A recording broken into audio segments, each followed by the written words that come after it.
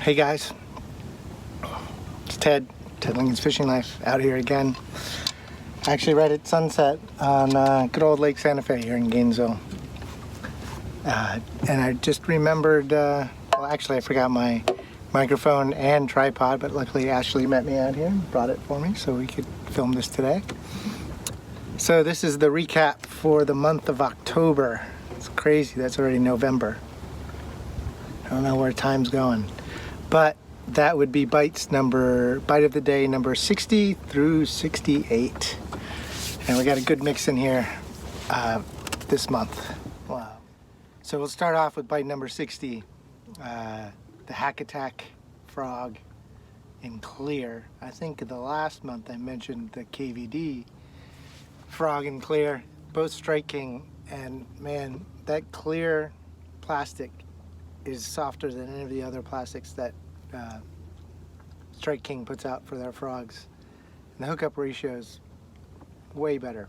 And that clear looks so much like a shad. If they're feeding on shad, it's my go-to frog. It actually used to be my go-to frog. The Hack Attack frog was my go-to pads frog till I found the Trash Panda, which just has a slightly better hookup ratio. That's the only reason. They both come through the pads great and get demolished, but the Trash Panda has a little better hookup with a softer top. But the clear KVD or the clear Strike King is close. So here we are, or here I am out on my roundabout, and I saw some fish out in the kind of sparse grass and pads, so I threw on, or I had on that clear Hack Attack frog, and here you go, bite number 60. Nice 4 or 5 pounder on the Hack Attack clear Strike King frog.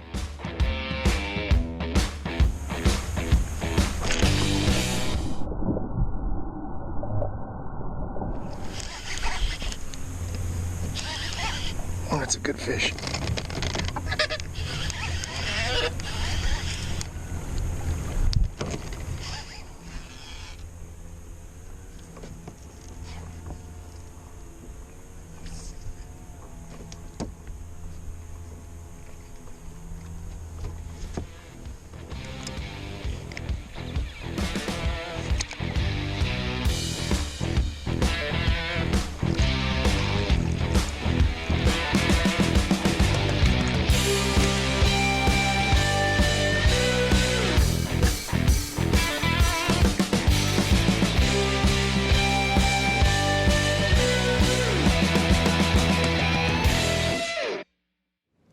Yeah, so bite number 60 was a frog, bite number 61 is a frog, but this is back to the Booyah Pad Crasher in Old Smoky. If you watch me, you know it's my favorite frog. I'm sure even by now Ashley knows that. Don't you know that? Yeah, she even. But this is up in Lake City. This is a different part of the lake. I've shown you a couple spots, but pretty much this whole lake, Alligator Lake, is just covered in hydrilla. I actually saw them mechanically harvesting the hydrilla out of there instead of spraying. I'm sure they still have to spray because that lake is wall-to-wall hydrilla. I don't know how you'd get around it if they didn't do some kind of control. But it's really neat to see the machine. It's like this giant, I don't know, tiller, or I don't even know what you'd call it, on a barge digging up hydrilla. It was cool. But yeah, this was some deep water hydrilla. Threw the frog out there and I saw this bass come up and wake towards it just as the frog got on top of the pad, so he couldn't see it. And you can see, if you look closely, he swims around to the other side of the patch of hydrilla and gets it. It was one of those really subtle bites where he just sucks it under. But it was a good 5 pounder. It was one of the nicer fish I caught that day. Check it out, bite number 61, Alligator Lake in Lake City with the Pad Crasher in Old Smoky.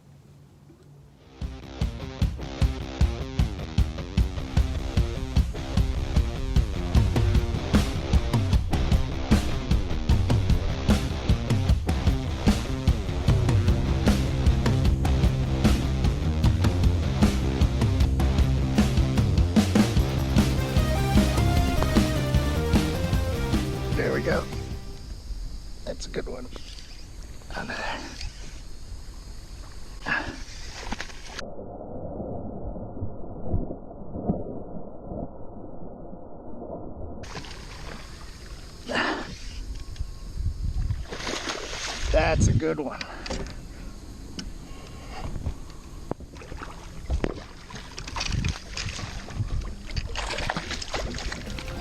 There you go.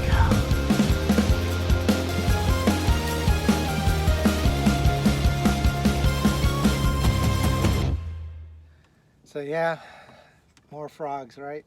Well, this next one is not a frogfish. Although I tried to catch this fish with a frog. Captain Mikey ended up catching it with a Cinco. We were just gone past this spot in these grass and wheat and lily pads, and this bass attacked this bluegill, and that bluegill must have come 2 feet out of the water. It was the highest I've ever seen a bluegill jump out of the water, and the bass came up like out of the water too. You could fully see the bass. It was just out of the corner of my eye. I caught it. Mikey didn't see it, but he heard it. It was crazy. But we went back there. I threw my frog right over the spot a couple times. Nothing. And then Mikey just dead sticked his Cinco. And here you go. Here's Captain Mikey. And a nice 5-pounder early morning here in Gainesville on a dead stickiness weightless Cinco. Whoa. Did you see that? That was a bluegill that just got... All I saw was the bluegill flying. Yeah. There you go.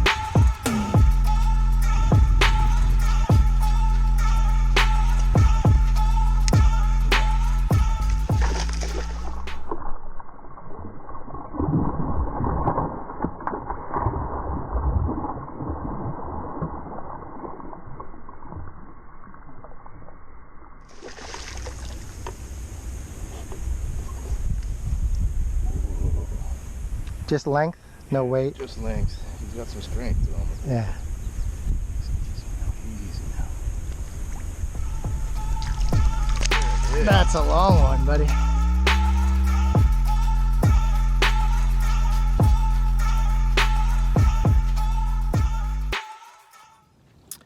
Yeah, so like most bass fishermen, I'm a bit of a tackle, addict, junkie. And sometimes you just gotta buy things that you don't know if they're gonna work. That's like these little JDM fish arrow buzzbait attachments. They're these little tiny finesse buzzbait with a little clip that you can attach whatever bait you want to the back with a hook, a jig. In this case, I had a fluke with a weighted swim bait hook. And I went out to Noonan's Lake at dawn one day, and I got to one of my spots, and they were just smashing the little tiny shad. So I tied that thing on, threw it out there, and I think this bass hits it twice before he finally gets it. Here it is, the Fish Arrow mini buzzbait, straight from Japan. Actually, straight from Tackle Warehouse, but they get it from Japan. You know what I mean.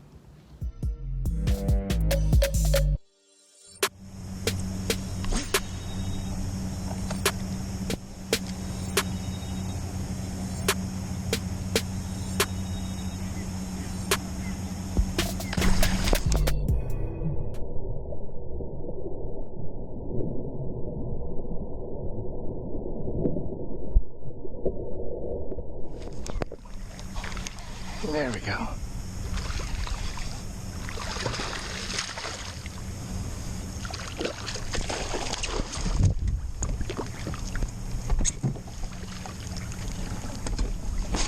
Nice way to start the day.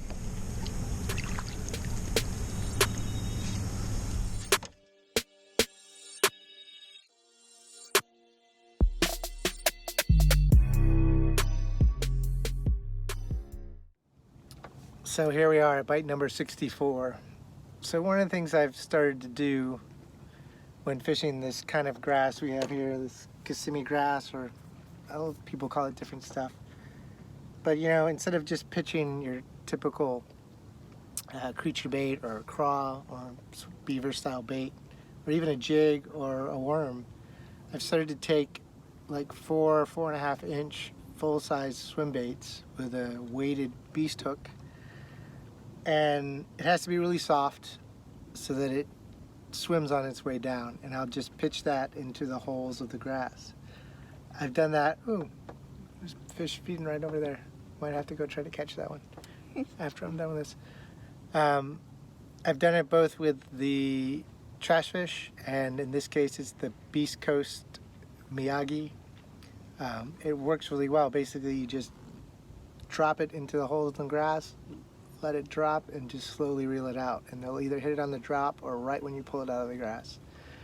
So here you go, pitching a Miyagi swim bait to grass, bite number 64. Catch a, it's only a few pounder, but I have hooked some giants doing this. I haven't got them all in the boat yet, but I'm working on it.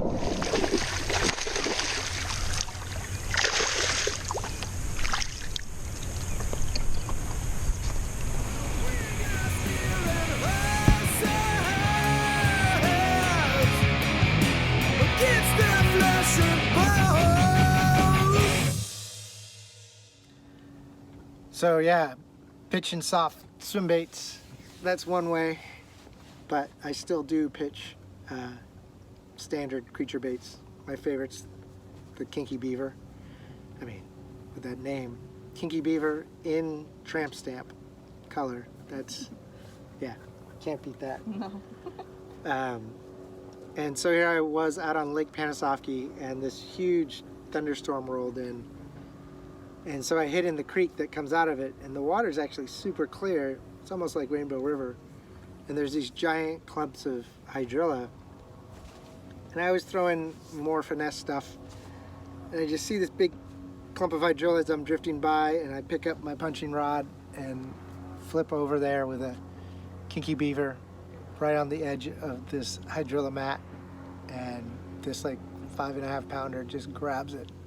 I didn't even get to the bottom. I just started seeing my line go sideways, which was a good save because, I've never caught that well in that creek, but on a rainy day like that, I guess they were up in there and just they couldn't see me from all the rain, muddling up the surface. But so there it is, bite number 65, pitching a Kinky Beaver to clear water hydrilla in moving water.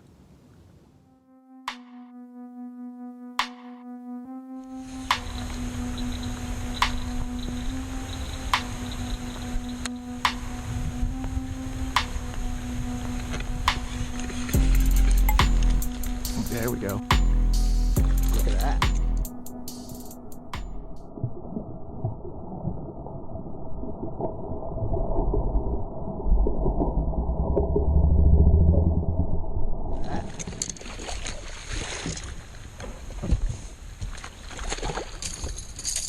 That's why you fish in the rain.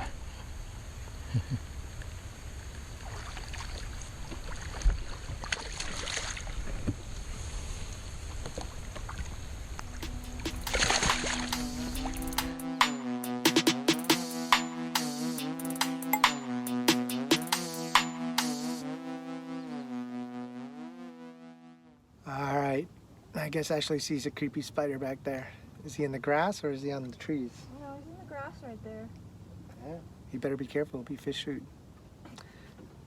I need to fish that spider that my friend gave me. Jenny gave me a spider. Actually, my friend Jenny from my glide bait video, her husband and son are actually out here. He just got his boat back. I just ran into him. They might even pop in and say hello, but Jenny and Isaiah gave me one of those Lunker Hunt spiders. I need to try it. I keep forgetting to tie it on, but soon. So we are at bite number 66, and I was out on Rodman, actually up on the Ocklawaha, and I was getting fish on an underspin, but there's these huge mats, like the drawdown is down, the mats are huge and super thick now. So I was trying to punch, but I wasn't getting anything, and I was kind of leaned up against this giant mat, and I heard something under like the thickest part of the mat. It even looked like solid ground because there's like grass growing out of the top of the hyacinth. And so I did one of those things where you throw way up and let it shoot down, drop down like a bullet through the weeds. This is 1.25 ounces, just happened the biggest weight I had. And in the middle of the densest, thickest mat, I caught the smallest bass I caught that day. But it was just so incredible that it was down there and that he came right out that I threw it in here. So here it is, catching a tiny bass in a super thick mat, punching the kinky beaver, bite number 66.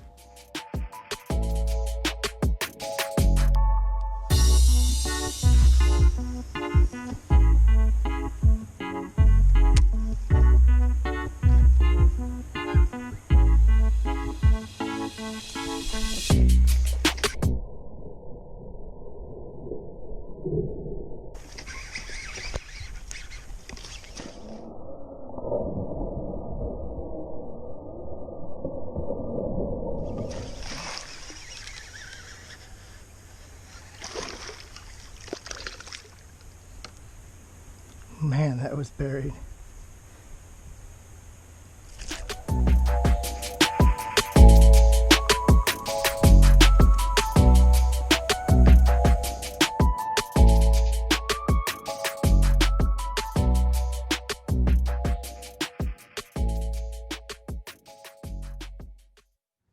So bite number 67. This is another Magnum Squarebill. I know I've done a couple with the KVD 8.0 Magnum Squarebill, which is actually what I'd started with this day and got broken off by a giant. And I'm still bummed about that. I hope that fish got it out of its mouth. I didn't really get to set the hook. Frayed line next to heavy grass. But so I just bought the 6 cents Magnum Squarebill. I think it's the Cloud 9 something. It's huge. Like, it's considerably bigger than the KVD one. But I figured I'd try it. They were hitting, I caught a couple fish on the KVD one that day, so I thought I'd try it, and I just lost that giant. And sure enough, 2 or 3 casts in, I catch this 3-pounder, and it just goes to show you, like, on these Magnum Squarebills, I swear I've caught more 3-pounders than anything else. And you think you're going to catch giants, which I have caught some 5, 6 pounders, but the 2 to 3 pounders love that size. But here you go, on a windy, kind of rainy day, throwing the 6 cents Magnum Squarebill, bite number 67.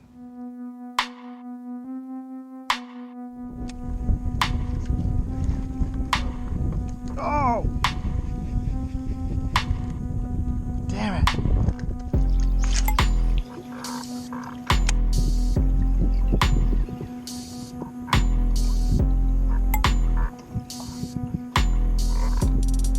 There we go. Little guy.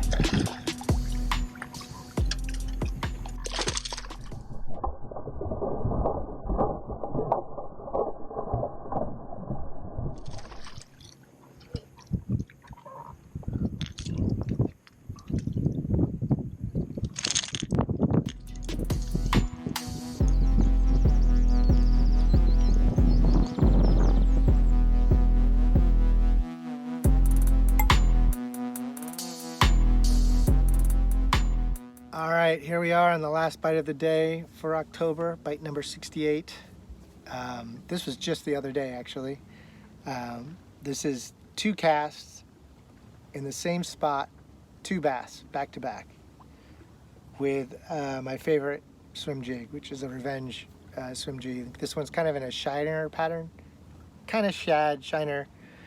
I'd actually fished this spot already with a frog, and nothing. Didn't even get a swirl. Couldn't even tell. But I know this spot holds fish. Like, it's a little cut on the edge. I've caught bass in the same spot before, some nice ones. So on my way out of this little, like, I guess it's part of the barge canal off the Aquaha, but it's like still water. On the way back to the river to head to the boat ramp, I was like, oh, let me just take a cast in there. And, you know, first cast, just a couple cranks, and it's like 1 pounder grabs it. But it was just like, I just threw there. nothing. I was like, wow, that's cool. Got one. He gets off right as I'm pulling it in. And I was like, well, let me throw just a little further back. So I throw back, and you can see in the video the 2-pounder comes up and wakes it just from maybe a foot further deeper into that cut. So here's bite number 68, catching 2 bass on 2 casts back to back on the Revenge swim jig on the Ocklawaha River.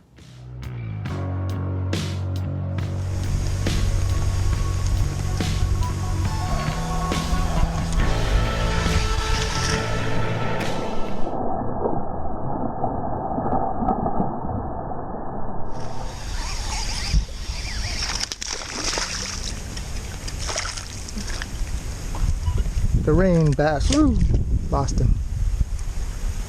But he was up in there. He ate the swim jig. Did not eat the frog. There's another one.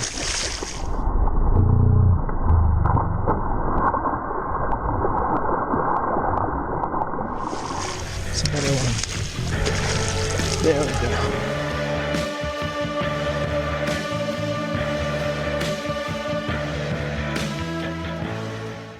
So yeah, that's the bite of the day wrap up for October. Bites number 60 through 68.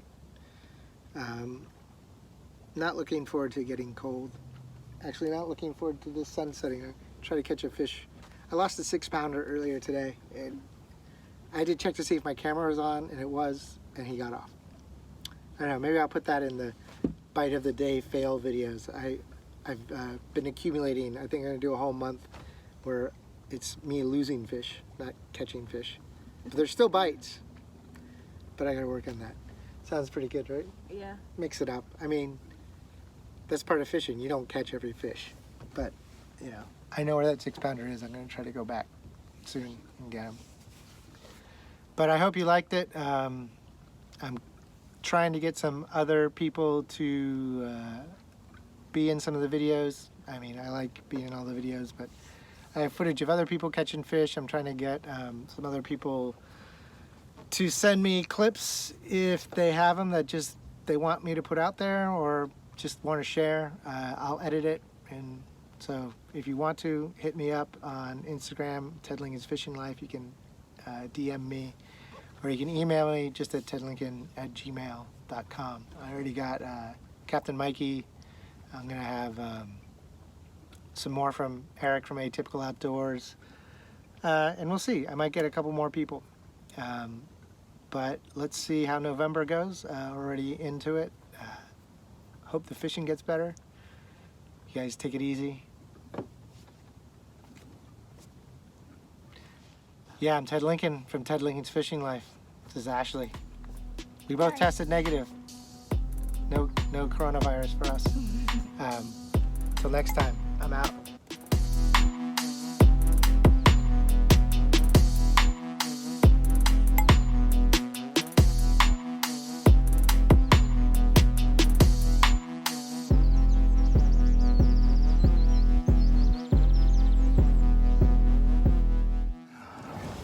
Well, gotta have a little fishing drink before I start. There's a little sip in there. Ooh.